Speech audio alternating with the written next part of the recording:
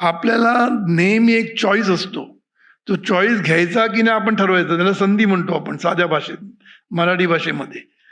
म्हणून संधी घेणं, चॉईस आपण जे काही करतो या मोमेंटला, त्याचा परिणाम पुढे होणार आहे. आणि आज जे आपण भोगतोय त्याचा परिणाम आपल्या मागच्या ॲक्शन्समुळे लक्षात ठेवायचं. मगाशी कोणतरी बोलता बोलता बोललं आपल्याच कर्माचं फळ आहे. त्यामुळे दुसऱ्यांना ब्लेम करून काहीच चालणार नाही.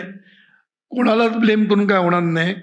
तर आपल्याला एक गोष्ट कळलं पाहिजे की आता जो आहे आपण, आज जो आपण आहोत, हे आपल्या पूर्वकर्माचंच फळ आहे. पूर्व म्हणजे पूर्वजन्माचं म्हणत नाही. ह्याच जन्मामध्ये आपण जी काही चॉईस केलेले आहेत, कारण आपल्याला चॉईस करण्याचा अधिकार आहे. कर्मण्ये वाधिकार असते याचा अर्थ, पहिला अर्थ आहे कर्मावर आपला अधिकार आहे. कर्मावर अधिकार आहे म्हणजे काय? प्रत्येक क्षणाला काय करायचं हा चॉईस तुमच्याकडे आहे.